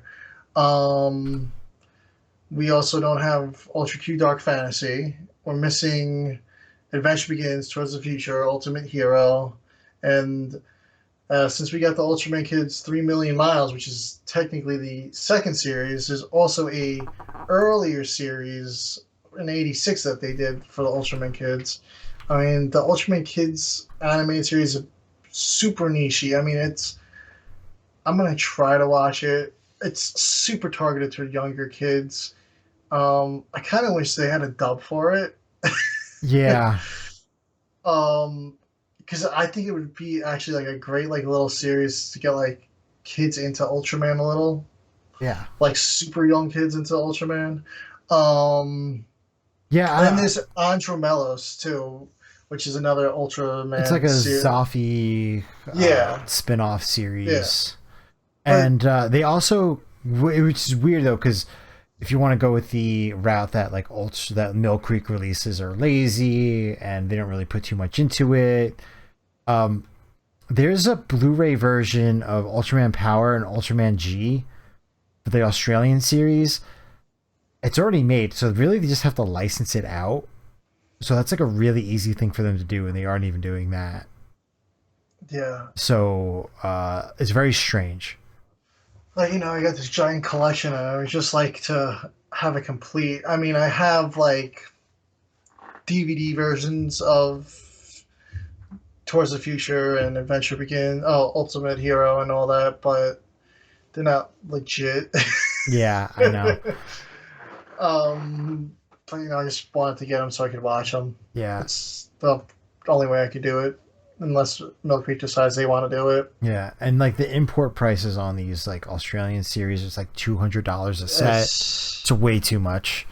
For way too much for series that are not those series I know aren't the most popular or greatest quality either too. Yeah. And they're short. They're only, I believe those series are much shorter. They're only like 13 episodes each or something like that. Yeah. So it's a lot of money for 13 episodes. It's something that I would really like for them to try to continue. I know that there's been some issues with Millcreek as far as with quality and stuff like that, but at the end of the day, there's nobody else releasing these series. So this is what we're getting. I'm happy with it. I've said in the past I've blamed Amazon for it, but I don't even know if it's Amazon. Like, I've had tons of broken discs. Ultraman, that's at the Nexus set, I had to return that 2 times. Yeah. The first one came with scratched up discs. They were all loose. The second one was absolutely just destroyed the box when I pulled it out of the box. And I got to the point where I had to contact customer service because the replacement was damaged. And they were like, no, you can't return a replacement. We can't replace the replacement. So they had to completely refund me. They didn't take the replacement back even. And then I just ended up buying it again. Yeah. There's just been like some really serious like QC issues with it, and I think a lot of the issues is like the boxes itself too is just the boxes themselves, like the nub that holds the disc isn't long enough, and they fall off too. I feel like there's missing teeth. So I think I was blaming Amazon for the longest time. I think they are still partially to blame, but I also just think it's Millcreek too. I think they're just putting these in poor quality boxes. Since they stopped the steelbooks, I haven't. It's when I started having the problems. I didn't have a single problem with any steelbook release. I had issues with the disc with some of the steelbook ones. Some episodes wouldn't work. Even though they did stack the disc were perfectly fine. Blu-rays are meant to be really durable. I own both the steelbooks and the regular Blu-ray versions of every series, and even on like these versions, thanks Ben for signing that for me. Like the nub that holds the disc, like this is almost flush. Like it just is long enough for the disc to go onto. Yeah. So if you were to jostle this a little bit, these discs are coming off. Yeah. And I've had multiples of these cases for the original Showa run that they did the steelbooks on. Multiple where they were, not on the spindle. Yeah. All the time. So I think that their choice of case has been very poor. But the disc themselves on this set, the regular Blu-ray sets, were better. They didn't break as often as far as not working now we're for episodes. DVDs, so they're not as durable. Yeah. And I understand why they're doing DVDs versus SD on Blu-ray, because to do it would just be it's lowering your market. More people have DVD players than they have Blu-ray players, but it's a product that doesn't last as long. So Blu-rays last longer, and that's why Discotech, even if it's a SD series that they have, they put it onto Blu-ray. I don't have my Space Cop Gavin here to show that, but no, I mean is Geopodin? Is that the one? I don't know where it is. I would show it, but I don't know where it is. It's on the shelf someplace. The one that was before Gavin that they released. Mega Beast Investigator. Yeah, like that's an SD on Blu-ray release. So even though it's only DVD quality video, that disc is going to last so much longer, and it's going to be more resilient to wear and tear. And that's where they put theirs out on Blu-ray. We did get lucky with Ultra 7X that they put it on Blu-ray. Yes. That seemed to be the one thing that they got like a 720p version of, so they just put it on Blu-ray instead of putting it on a DVD. But I would like for them to continue. Dark Fantasy is like my wish list one right there. I really want Ultra Q Dark Fantasy. Yeah. I mean, at this point, I could pick up a copy of it. Yeah. Illegitimately on Blu-ray, and it would be great quality. But I really want to wait for the Millcreek release. I'm really hoping to see them out with some more sets. Yeah. Or, if we can't get that, if a company like Discotech would pick it up. Discotech is fantastic. I'm telling you. Yeah. Uh, That would be my second option, is if Discotech picked I it up and really finished it like their off. releases. Yeah. Or if they could even re-release Gridman. I haven't bought the Gridman Blu-ray because what's the point? Yeah. To be honest with you. It's, I don't know if it's the subtitles. I've been trying to watch that series a couple of times. I don't know if it's just the earlier episodes that it's a little slower and I'm just not, it's not pulling me. And I know Gridman was definitely targeted at a younger audience. Yeah. But I also went and watched Superhuman Samurai Squad episode 1, and I was like, it could just be the human characters. I don't know. I didn't mind Superhuman Samurai Squad episode 1 versus Gridman, which might be not a popular opinion. Yeah, and it could be the subtitles. Yeah, it really could be. It could just be the bad subtitles. Yeah, so I wish that they would fix that, especially since they said that they were going to be new, and they weren't. And they weren't going to be the Toku ones. I don't know. But, I guess it's better than Shout Factory stealing fan subs and putting it on their DVDs. Yeah, because that was that was an issue that we didn't talk about. Oh, the Deca Ranger, they've stolen fan subs. Oh boy. Yeah. I think it's some of the stuff is stolen. But what can you do? Yeah, what can you do? Somebody was lazy. Sometimes they cut corners. I mean, I'm happy to be just getting all this stuff. I mean, it's been a slow quarter though for this sort of, we're almost out of it already. We're just about in March. And there's really, I went to go look to do like a release list, and there's like nothing much to write. Like I said, we had Ultraman Max, and then we had the 3 Kamen Rider series, Ryuki, I should just do Ryuki and Black, and then we have the Super Sentai for this quarter, and there's not much coming out. I believe that practical effects monster movie from Thailand, The Lake, I believe that's coming out sometime on Blu-ray in April, and we're actually getting the digital release. I believe it's going to be March 10th.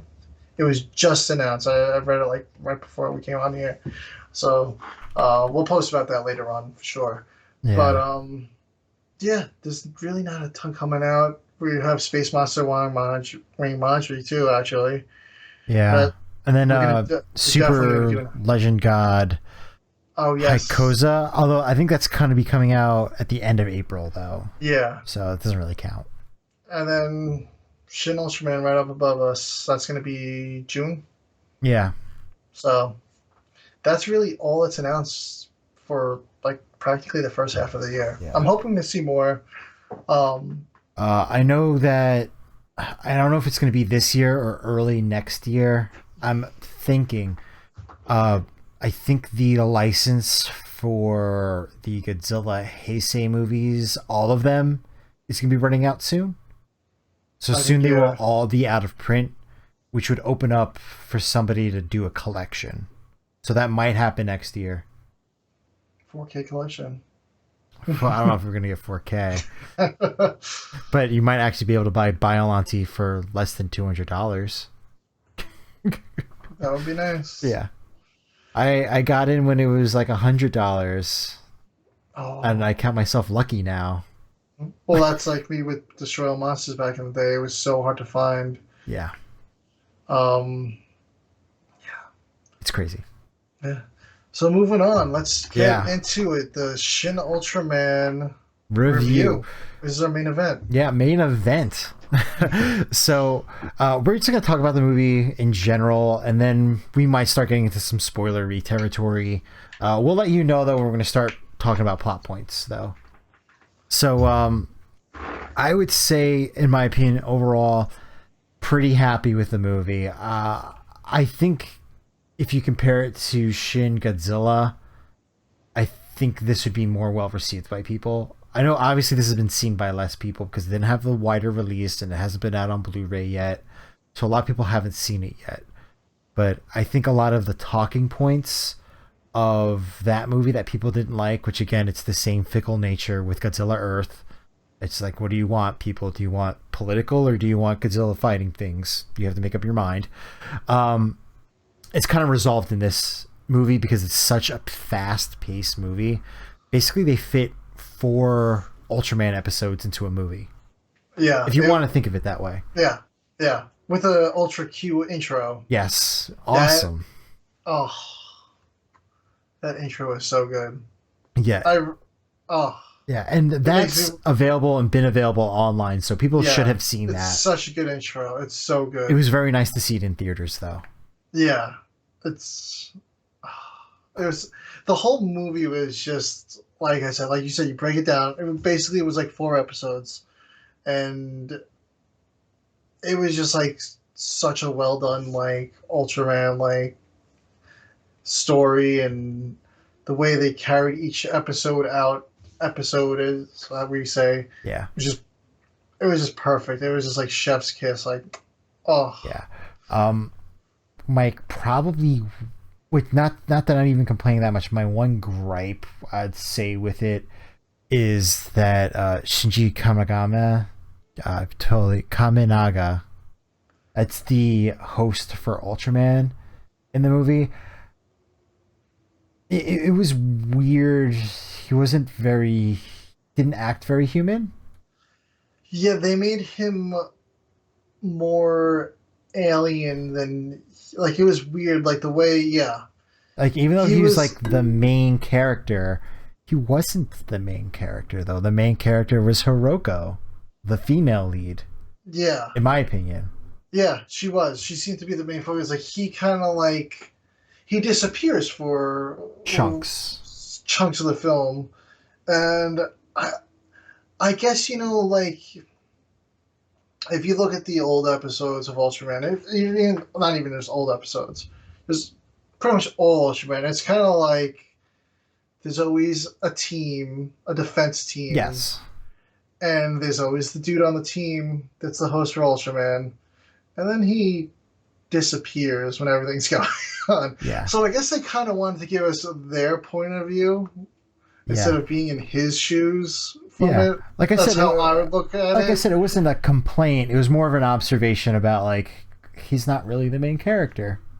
No, Ultraman and the host of Ultraman really aren't the main characters. They're kind of there. I didn't think about it that way until you just said it, but you're right. It's kind of like we get the team's point of view from this movie, which was still perfectly fine. It was awesome. Yeah, no. The chemistry was great. Yeah, the cast was awesome. Yeah, it was a very small cast, but they all kind of worked together really well. Great chemistry. I think that like one of the things about this movie was that it really like was about humanity as a whole. Yes. And like it was kind of almost like a redemption film, whereas like Shin Godzilla was just like, we're not going to get anything done, you know, gears of government are rusted and all this stuff. This movie was like, we have a small group of people and they're doing something. And they're doing big things and they're helping out. Yeah. And then the government was still screwing up in here. Yeah. Yeah. Like, we made a mistake. We sided with the alien. We didn't think this one out. And they just keep making their same mistake over and over and over. And like, you played yourself. To the point where like the Science Patrol is just like, we're just gonna do our own thing. Yes. We're not gonna listen to you guys. Yeah. Do you have anything else to add before we start getting into like spoilery? Did you have any opinions or anything like that?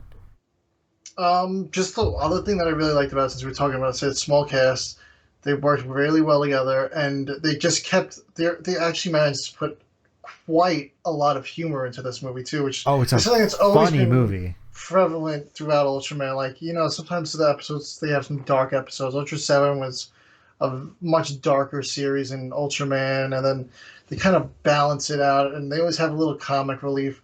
And this had a lot of comic relief. They had the main character Hiroku would get up and slap her own ass and kind of be like, "Go get him." Yeah. Yeah. Like, There was one part where they're like, when the crew's being like held because they did something out of line, and one of the, I forgot what the other girl's name was, she's like binge eating snacks. Like there's just like a table full of snacks because they were holding them in this room for. it was kind of like the Transformers movie where the guy eats all the donuts. Yes, And he's like, innocent people don't eat, guilty people don't eat the donuts. Yeah, yeah. It was kind of like that. Yeah. I'll fix it. You continue. But yeah, great crew. The leader guy, Kimo Tamura, great.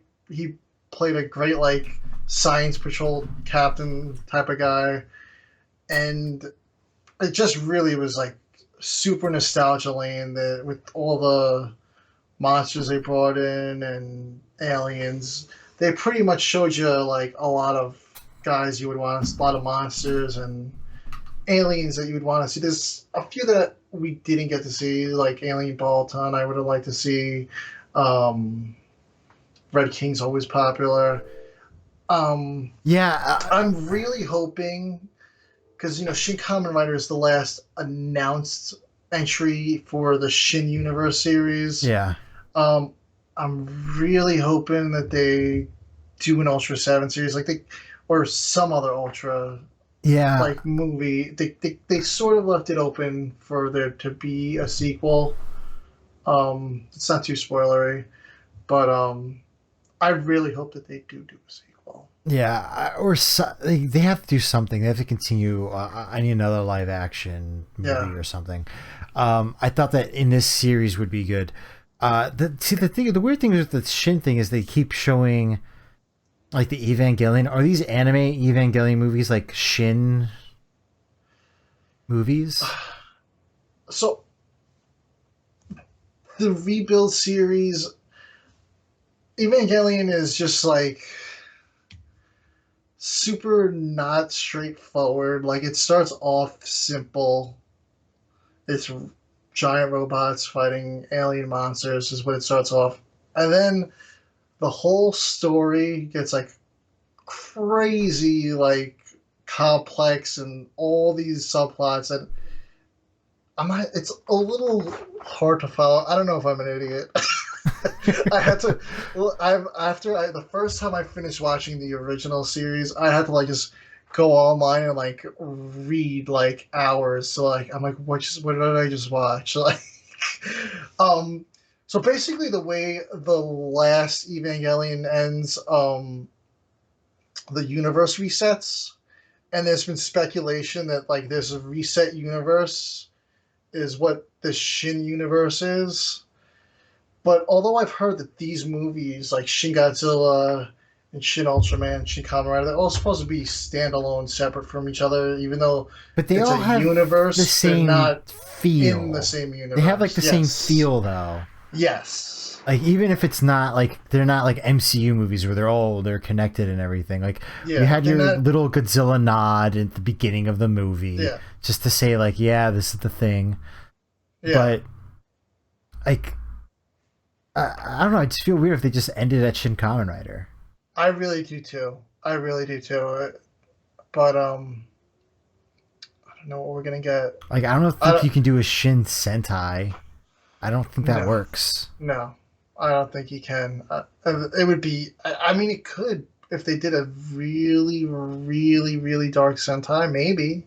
Yeah, or like a Gridman. I don't know. No, yeah. I feel like they already have a Gridman on lock with this SSS series, but it's like I feel like they have to do something more after this. I mean, I really hope they do. I really, really hope they do. I don't care what it is. Maybe they can get Gamera. I don't know. Maybe. I think with the whole Gamera thing, a lot's riding on the success of that Netflix series. Yeah. It would be cool to get a sequel to Shin Godzilla 2. I know it's not going to happen, but like, even though I complained earlier about Ghidorah, the design for like what is it on the pachinko machine or like a ride or something? They have a Shin Ghidorah. It is the best Ghidorah design I've ever seen. It looks amazing. Yeah. I would love to see that. You never know. But who knows? Yeah, who knows what they're gonna do? They're coming out with a new Godzilla movie next year anyway. So not even next year. It's like this year. Is this year for us? It'll probably be next year. I don't know. Godzilla's big enough that they might get a simultaneous release. Yeah, it might be something. It's November. It's supposed to come out on Godzilla Day. So we'll have to see. I know it's not going to be a sequel to Shin Godzilla, but it's been kept super, super, super hush hush, that movie. Yeah, I've heard rumors that it's going to be CGI. I don't know. I'm assuming it's going to be CGI. I can't see them doing a practical effects Godzilla movie again. Yeah. Like you might get a maquette or something, but you're not going to get, a guy in a suit. That's done. You never know. You can never say never. Yeah. But let's jump into spoilers now, I guess. Yeah, right? yeah. Let's just jump in. So, movie opens up. We get our Ultra Q, and it's really like the first 4 or 5 episodes of Ultra Q. The only difference is that they jump ahead on. Oh my god, I'm blanking on what's the seal type Tequila? Yeah, they kind of jump ahead for they do his entire story arc instead of just Antarctica. Yeah, that they do that. They do the Gomez, the Larugus, I believe is the pronunciation. The bird that turns into the big white bird. Yeah. And that one's in Ultra Q. That bird's still out there flying around the Earth. So. And even, I don't know if they actually killed it. Did they kill that bird in this series? I don't know if they did. No, I don't think. I think it's just flying. Yeah. It's just doing its own thing. Yeah, I love the Ultra Q. It's so good. That's why that opening made me so happy. Yeah, and the song is just... Yeah. I mean, obviously it's like almost like a Twilight Zone type of song. That's what they were going for, but it's just an awesome song. Yeah. And then we roll into they're at their latest kaiju attack. He's invisible, attacking the power system. They really don't have anything that they could do. And then Ultraman shows up. And it's not your regular Ultraman. He's like got all black lines instead of red. Yes. So does the Specium Ray, kills the kaiju, flies off, and our main character gets killed saving somebody, and we don't see that on screen until later in the movie. So Shinji Kaminaga, he sees a kid out there roaming the streets after the whole village has been evacuated. He's like, I'm gonna go help this kid. So he runs out there. When Ultraman lands, he creates like a big sonic wave, and he covers the kid to protect him from the blast, and like shrapnel from trees pretty much impales him and kills him, and the kid survives. Yes.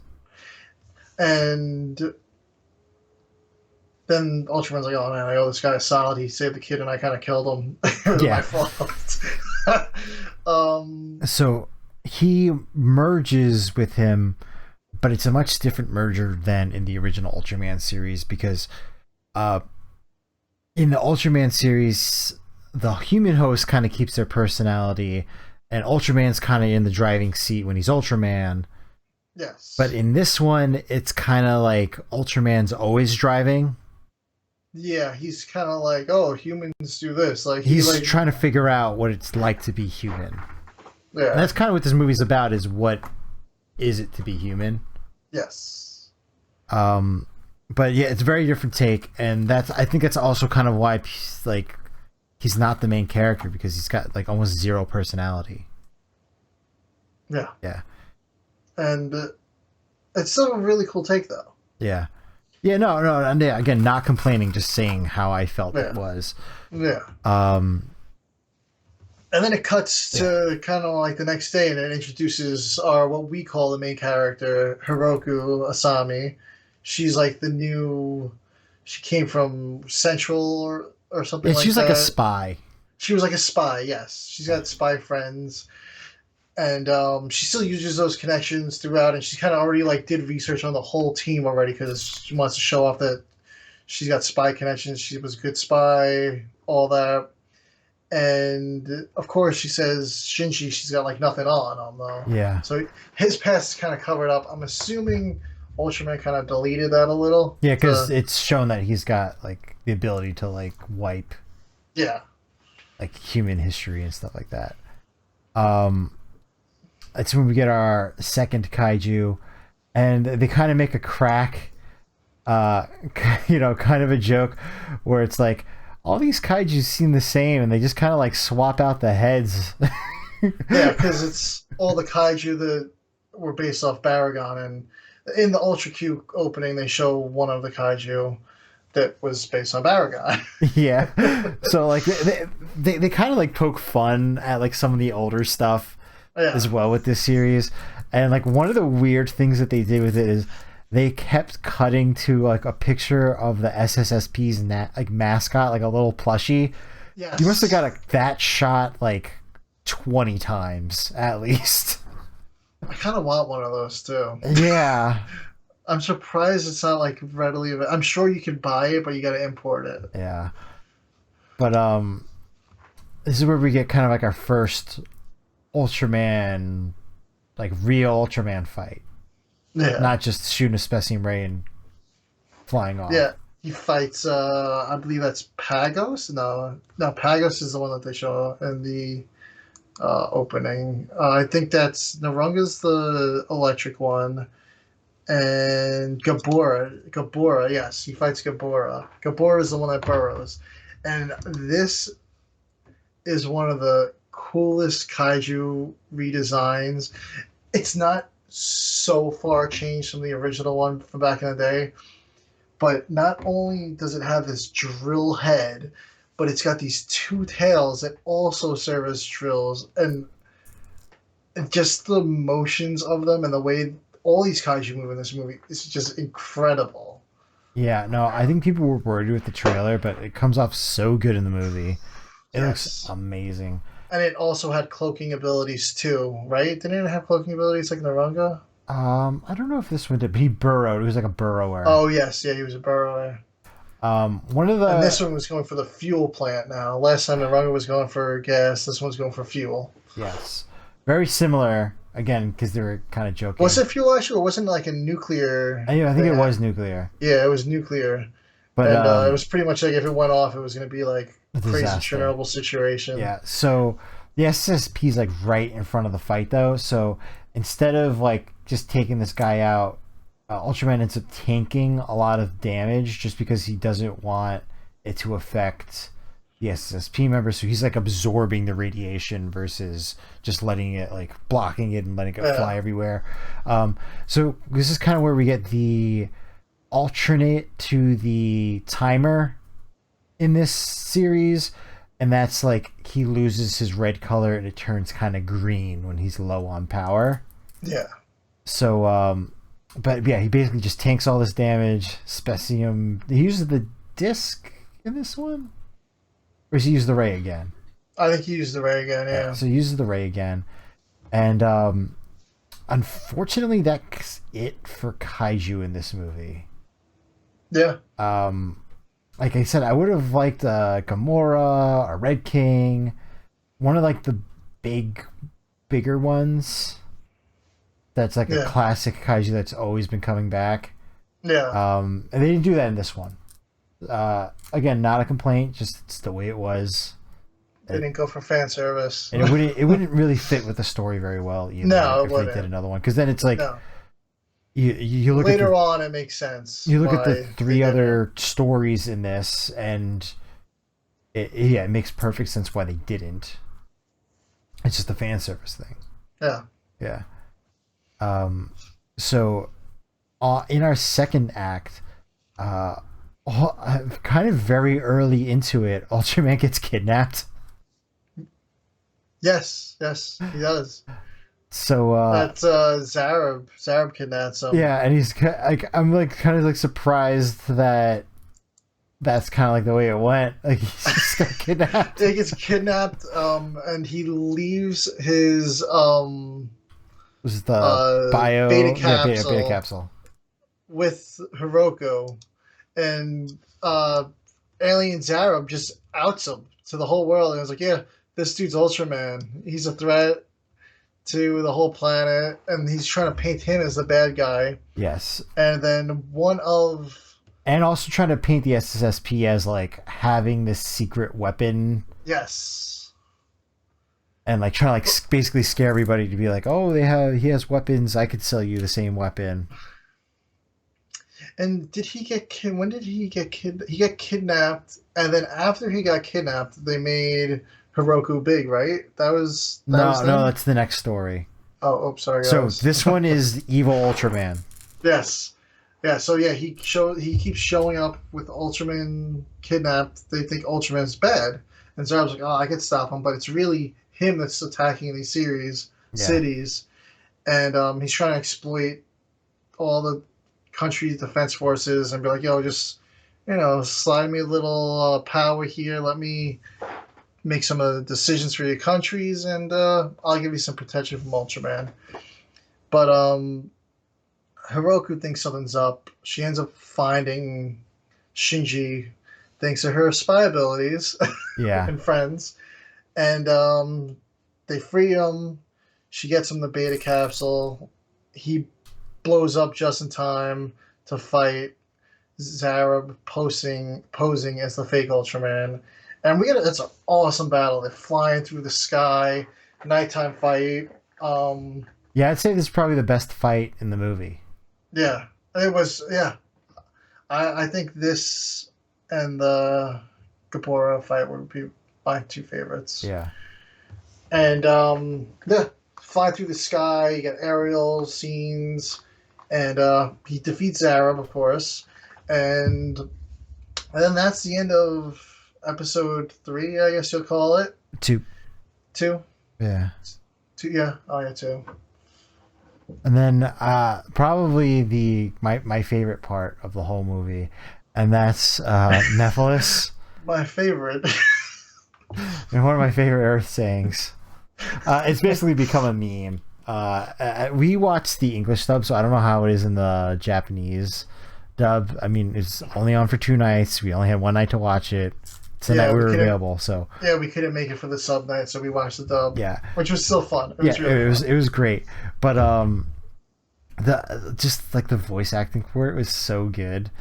And then it's just like the biggest meme in like the entire movie because they do it multiple times. But basically, what he does is he comes in and he's like, "Hey, I've recreated the technology that Ultraman has, so I can give you that technology, so you can start making your own giant." This is the one where they kidnap Hiroki. Yes, he kidnaps Hiroko, basically. Not necessarily kidnaps, but she borrows her, brainwashes her, and he kind of puts her in like a stasis state and blows her up to Ultraman size. And he kind of like controls her. She does a little damage to the city. All the people on the ground take shots up her skirt with their camera phones. That was another joke. Yeah, so she becomes the big lady all over the internet, and she's like, I'm so embarrassed, I can't show my face anywhere. Everybody knows what I look like now. She's like, I used to be a spy, now the whole world knows who I am. Yeah, but luckily Nephilis deletes everything online, so there's no record of it ever happening. He's like, oh, I'm sorry about that. He's like, I didn't intend to damage your history. Yeah. And the actor that they got for him is really good. I believe he's been in other Ultraman series, and was he in Kamen Rider too? I'm not sure. I'm only just getting into Kamen Rider, so I'm not too familiar with the veterans. Yeah, but it's been really. He was honestly, he's like the best part of the movie in my opinion. He was just. The performance was amazing. The creepiness of it. The like, almost he was almost like a better human than Ultraman Yes. was. Yes, he appreciated all the human sayings. Yes. That was his thing. He loved like all these little quotes and nuances, and he'd be like, "Oh, one of my favorite sayings."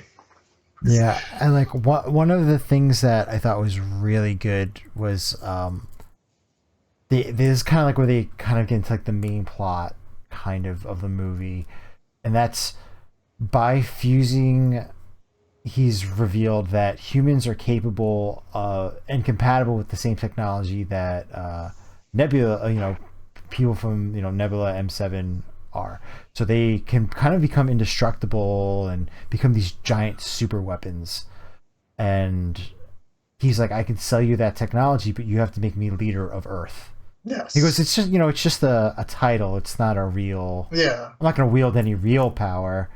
But his And real then it's goal. just like, boom, I'm gonna do it. Good Yeah, deal. everyone I'll was take it. on board with it right away. Yeah. But one of like the main things is his goal was eventually to kind of sell humans as weapons, you Yes. To know, the rest of the to the rest of the galaxy. galaxy. So he has like an unlimited supply of humans Yes. and he'd control the flow. So And the he'd science become, patrol had that figured out. yeah, Meanwhile, the rest of the world didn't. And they eventually end up pulling off a heist to steal the technology from him. yeah, Right as he's about to turn it over, they steal it, and that's when it lands the science patrol in trouble for stealing that technology. But they ended up getting cleared. Um, but while all that happens, Ultraman ends up having a big fight with Mephiles. Mephiles goes big. you get to see his real alien form. You get to see his real alien form, and that fight's pretty cool. But then it abruptly stops when Mephiles sees Zophi standing behind Ultraman during the fight. He's pretty much like, "Hey man, I'm good here. You good? You won this. Another day, another battle." And he just pretty much like, and they're like, "Oh, that's it." And then later, Zophi confronts Ultraman and is like, "Listen, man." He's like, "What you were saying before.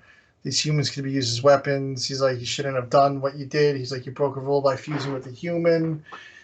And this is when episode 4 comes into play. And that is the destruction of Earth. It turns out Zophi is the one that's going to release Zeton, instead of being an alien, is a super weapon that's pretty much just going to absolutely just obliterate Earth. And the whole last act is basically them trying to figure out how to stop Zeton. And Zophi launches into space. Ultraman goes to attack it, but he kind of gets shot down like immediately and doesn't stand a chance. And the movie kind of progresses on, and they're kind of like trying to calculate how they could possibly stop this thing. And Ultraman is stumped because obviously he couldn't stop it, and the weapon's just getting stronger. Yeah, And they pretty much are like down to the last minute on this. yeah, and it's one of those things where it's like, okay, like I'm trying to think of like a movie that had like a similar ending to it, but essentially by everybody fighting so hard to survive, Zophi kind of realizes like, you know what, we don't have to do this. But they did still do it. Oh no, Like, well, he after the stopped fact. So, Zedin well, Ultraman stopped Zedin by, sacrificing himself. yeah, he sacrificed himself because the humans figured out, in order for him to stop it, if he hit his beta capsule again a second time, it would warp the blast from Zedin's whatever Zedin's the Yeah, weapon, yeah, and into another dimension while taking Ultraman with it. And that's what he does. He sacrifices himself, and then Zolfi kind of comes in and is like, "All right, man, I get it." He's like, "These humans are resilient." He's like, "We're gonna let them live," like you said. Um, and I guess he takes Ultraman back. Kind of like the end of the original series. So it's really confusing, and they leave it very open. So Yes. Ultraman says, like, I want to give my life force so that, Yes. he can live a normal life, Yes. and He I don't pretty want to much. take his human life away Yeah. so that I could live.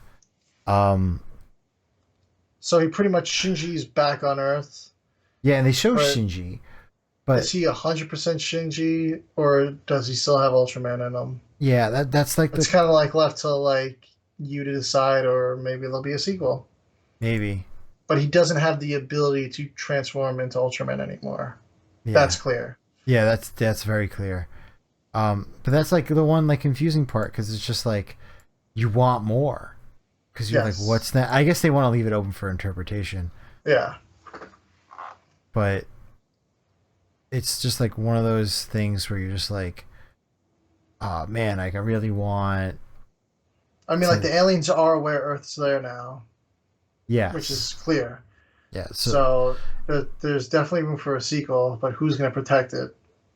And Sophie's kind of like, well, the humans were able to figure this out, so they could figure that out. But I'm really hoping they send another Ultra to defend Earth.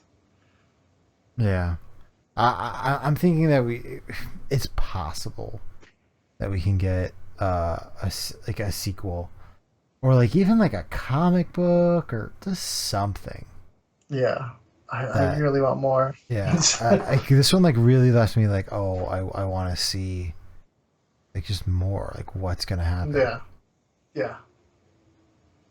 um but yeah, that's kind of the review of the movie. That's the story. Yeah, um great, absolutely fantastic movie. Like I said, this and Troll have been like in recent years two of the best movies I've seen. Better than anything else I've seen in theater. I mean, I haven't seen much in theater in a while because there really hasn't been anything that great. no, there's not. And I was one of those people that didn't think it would happen, but I think we have a superhero fatigue issue going on, and I didn't think it would happen, but I think they're just getting lazy with those movies, honestly. Yeah, like honestly, Ant-Man, I'll see it when it's on Disney Plus. Yeah. It's come to the point where I'm not rushing to the theater for Like those Spider-Man was big cool. blockbuster movies. Spider-Man was That's the the last peak. one. That was the peak. Yeah. Well, like Endgame was the peak, and then that was like the little hump. Yeah. But I don't know what they can do to kind of make turn it around. No. And the problem is like that's what's sucking up the box office right now. Like nobody's gonna go see any movie right now. Like Avatar. Apparently, it made its money back barely. Yeah. Like Yeah. I just don't know. Yeah. The box office is slowly coming back. I'm excited to see the Meg 2 this summer. Yeah, I Meg want to 2 I'm definitely see excited that. for. Like if I had time, like I would have went to go see like Bandies of like Banshees of Inisheer, like that Colin Farrell movie that looked good. But like there's just not that much stuff coming out Yeah. that's interesting. We got to get back to the point where like good movies are being made again, and I think like A24 is getting on board with a lot of stuff, and their movies are really good, and they're getting a lot of hype around them.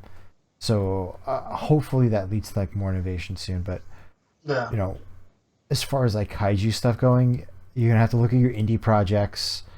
We are getting Godzilla movies. We are getting a bunch of Netflix things coming out. Apple Apple TV, TV. So, the yeah. sequel movie. We're getting the comic books. So it's a lot of things to keep forward for. Oh, tons of comic books. I'm still mind blown by the amount of comic books. Yeah. I picked up that one that I was telling you yesterday that it just ended today. Kodoja, I believe it's called. Oh yeah. And apparently it's been around for like 10 years. Yeah. I don't Never know heard how I never anybody. heard of it. Yeah. Zornow did a copy for one of the first issues, so I was like, all right, I'll get the whole collection. I got it on that Kickstarter. Luckily, I just went on a whim yesterday to look on Kaiju on Kickstarter, and boom, there it was with 30 hours left to go. So I got it on that just in time. But yeah, the comic books are really where it's at right now. And we can only hope for some more home releases. And it seems like a lot of these, like the Lake, there's a lot of like those Asian import monster movies, creature features. Yeah. That's 65. Was it 65, 62?